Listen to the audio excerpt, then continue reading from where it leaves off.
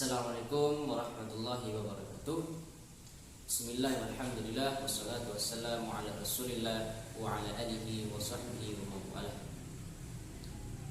Berbicara mengenai makanan, tentunya kita tahu bahwasanya makanan merupakan kebutuhan dalam keberlangsungan hidup kita sebagai manusia.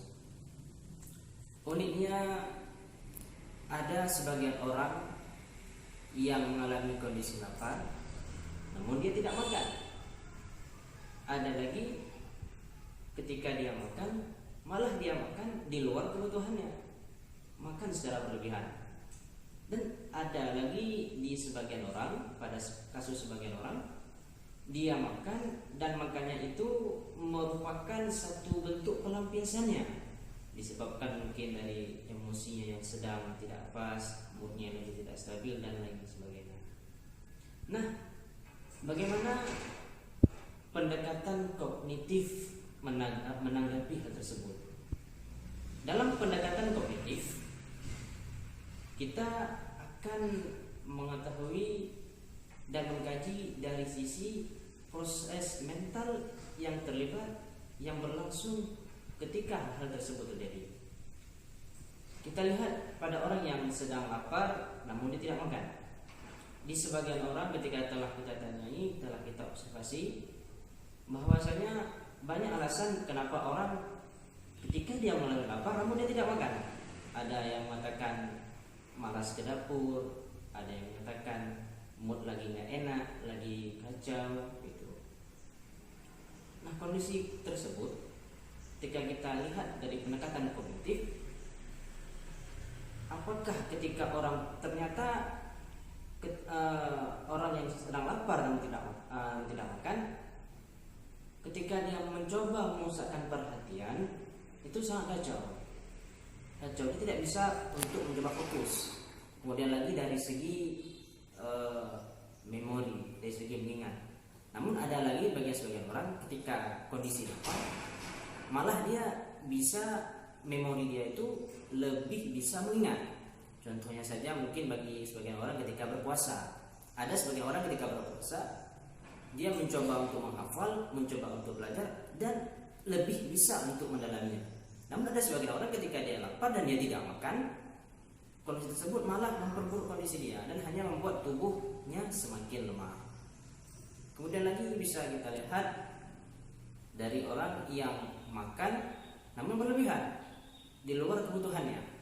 Kondisi tersebut memicu otak kita melemah. Ketika perut kita dipenuhi oleh makanan, kenyang, otak melemah. Jadi ketika belajar pun, mencoba mengingat ataupun sedang untuk mengambil keputusan dan membuat perencanaan, ini jadi tidak stabil, jadi kacau. Dan bisa kita lihat lagi ketika orang makan ataupun berlebihan, ada kasus unik. Ada yang ketika dia malah kenyang, dia malah bisa untuk belajar lebih baik, pikirannya tenang, dan ketika dia mencoba untuk mengingat, dia bisa mengingat secara optimal. Nah, itu ada beberapa kasus dan ini memang tergantung pribadi masing-masing.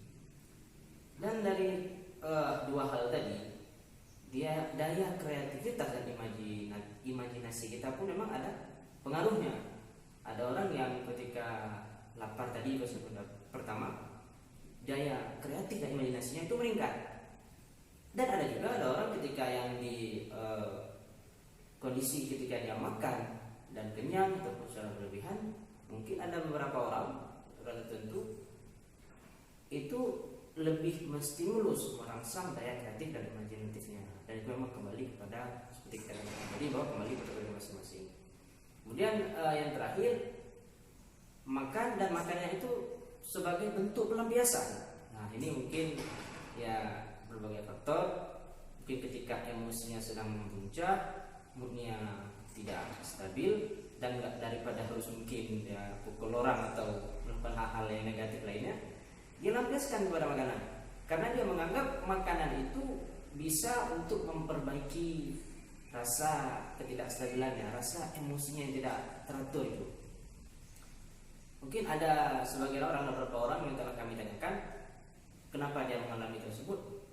Ada yang mengatakan karena rasa kecewa. Nah, ini kecewanya mungkin macam-macam modelnya. Jadi ketika dia kecewa, dia merasa seperti putus asa, dia mencoba menjadikan makanan sebagai pelampiasannya. Dan ketika dia telah melakukan hal tersebut, dan itu bisa dan ternyata itu bisa memperbaiki posisi dia. Dan bagaimana sih kondisi mental orang yang makan dan makan sebagai pelampiasan?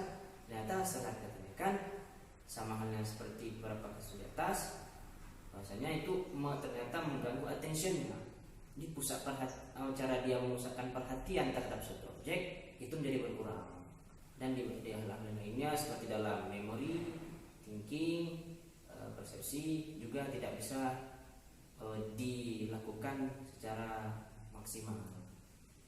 Dan terlepas daripada 3 kasus tersebut, semua kita memiliki karakteristik masing-masing. Mungkin kita bisa di posisi ketika kita lapar bisa lebih maksimal, ataupun ketika makan maksimal, ataupun mungkin ada sebagian kita di kasus uniknya menjadikan makan sebagai pelampiasan.